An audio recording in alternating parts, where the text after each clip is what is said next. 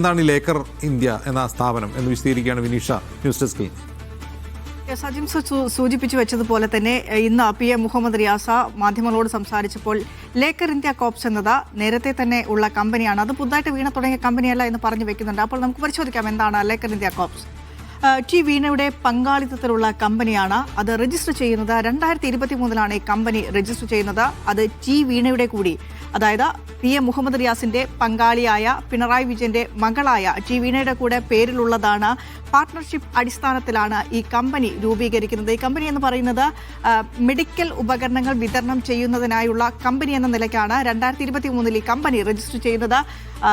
അതിൽ വീണയുടെ നിക്ഷേപം എന്ന് പറയുന്നത് 10 ലക്ഷം രൂപയാണ് എന്ന കണ്ടെത്തലുകളാണ് ED നടത്തിയിട്ടുള്ളത്.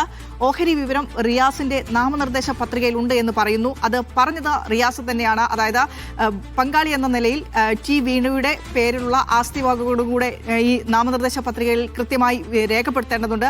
അപ്പോൾ അന്ന് PM മുഹമ്മദ് റിയാസ മത്സരിക്കുമ്പോൾ നൽകിയ നാമനിർദ്ദേശ പത്രികയിൽ ടി വീണയുടെ, അതായത് ജീവിത പങ്കാളിയുടെ ആസ്തി വിവരങ്ങളുടെ കൂട്ടത്തിൽ ഈ ലേക്കർ ഇന്ത്യ കോപ്സിന്റെ വിവരങ്ങളും നൽകിയിട്ടുണ്ട് എന്നാണ് മുഹമ്മദ് റിയാസ് പറയുന്നത്. ഈ വിലാസം, അതായത് കോഴിക്കോട് പന്തീരങ്കാവിലാണ് ഈ സ്ഥാപനം പ്രവർത്തിക്കുന്നത്. പന്തീരങ്കാവിലെ മണക്കടവ് റോഡിലെ കൊടൽ നടക്കാവിൽ 7/451 എന്നാണ് സ്ഥാപനം രജിസ്റ്റർ ചെയ്തിരിക്കുന്നത്. പക്ഷേ ഇക്കാര്യത്തിൽ EDക്കുണ്ടായ ഒരു സംശയം എന്ന് പറയുന്നത് ആ കമ്പനി ഒരു ഷെൽ കമ്പനിയാണോ എന്ന സംശയത്തിലാണ് ED ഉള്ളത്. അതുകൊണ്ടാണ് കഴിഞ്ഞ തവണ വീണയെ ചോദ്യം ചെയ്തപ്പോൾ ഈ കമ്പനിയെക്കുറിച്ച് വിവരങ്ങൾ പുറത്തേക്ക് വരുന്നത്. ഇതിൽ നിലവിൽ ഈ കമ്പനിയുടെ പേരിൽ ഒരു കെട്ടിടമോ ഒരു സ്ഥാപനമോ പ്രവർത്തിക്കുന്നില്ല.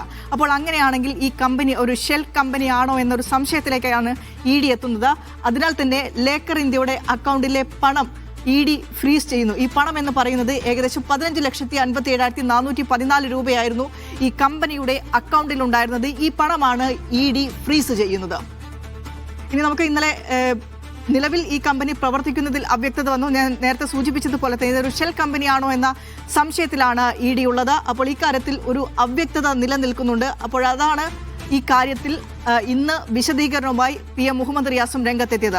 ഇന്നലെ നമുക്കറിയാം കോഴിക്കോട് കേന്ദ്രീകരിച്ച് 8 ഇടങ്ങളിലാണ് പരിശോധന, EDയുടെ പരിശോധന ഉണ്ടായത്, റെയ്ഡ് ഉണ്ടായത്. അതിൽ പ്രധാനമായും മുഹമ്മദ് റിയാസുമായി ഏറ്റവും കൂടുതൽ ബന്ധപ്പെട്ട് കിടക്കുന്നവരുടെ വീടുകളിലും സ്ഥാപനങ്ങളിലുമായിരുന്നു പരിശോധന.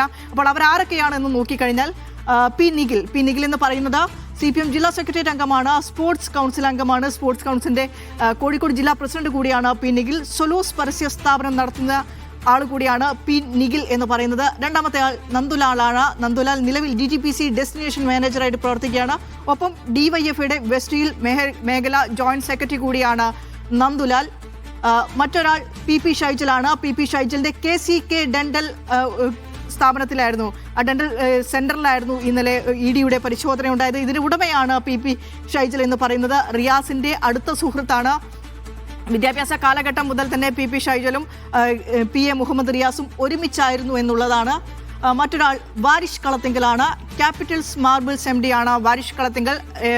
പറഞ്ഞ പോലെ തന്നെ കുട്ടിക്കാലം മുതൽ തന്നെ, ബാല്യകാലം മുതൽ തന്നെ PM മുഹമ്മദ് റിയാസിനൊപ്പം ഉണ്ടായ സുഹൃത്തു കൂടിയാണ് ഈ വാരിഷ് കളത്തിങ്കൽ. ഇന്നലെ അദ്ദേഹത്തിന്റെ ക്യാപിറ്റൽ മാർബിൾസ് എന്ന കമ്പനിയിലും EDയുടെ പരിശോധനയുണ്ടായിരുന്നു. റിയാസിന്റെ ഉറ്റ സുഹൃത്തു കൂടിയാണ് ഈ വാരിഷ് കളത്തിങ്കൽ. മറ്റൊരാൾ ഫൈജാസ് ആണ്.